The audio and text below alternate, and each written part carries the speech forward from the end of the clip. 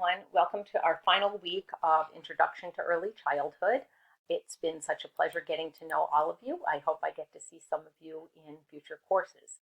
One thing I would ask of you is this week, please make sure that you complete your course evaluation.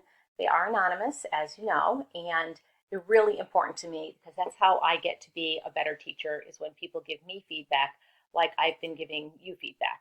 So please take those few minutes and complete it.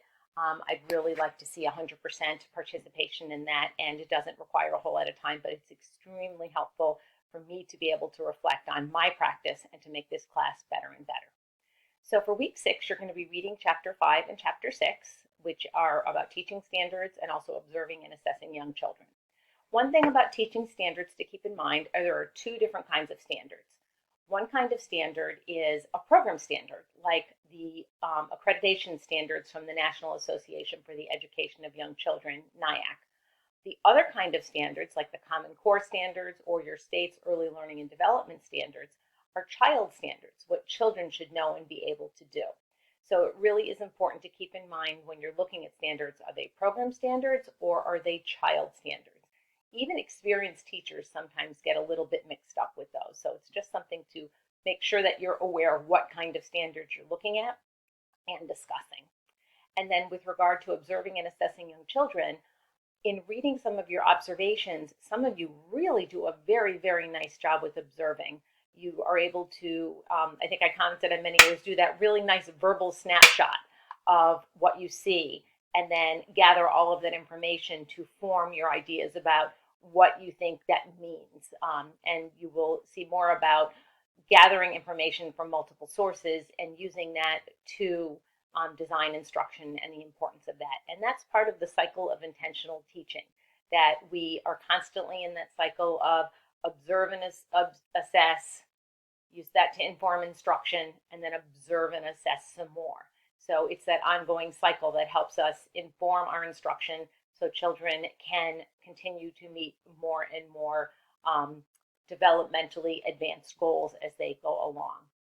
I did want to let you know that under the supplementary resources that are optional, there is one video that I hope all of you take a few minutes to watch. It's one of my all-time favorite kindergarten videos. It's a TEDx talk by Kurt Schwengel. It's called Occupy Kindergarten.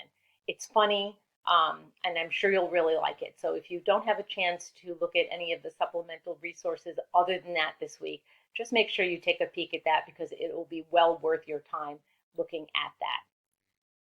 Also, I would really encourage you to please fill out that course evaluation.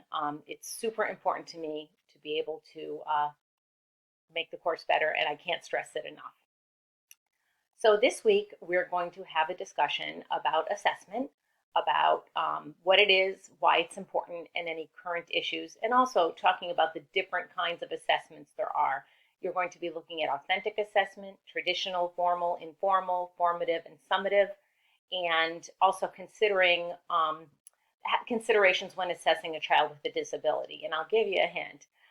Part of that has to do with gathering information from multiple sources. So that's a good thing to keep in mind as you're reading your chapter this week and looking at that. And then our final assignment for this class is going to be to choose a current issue in early childhood. I've given you some ideas.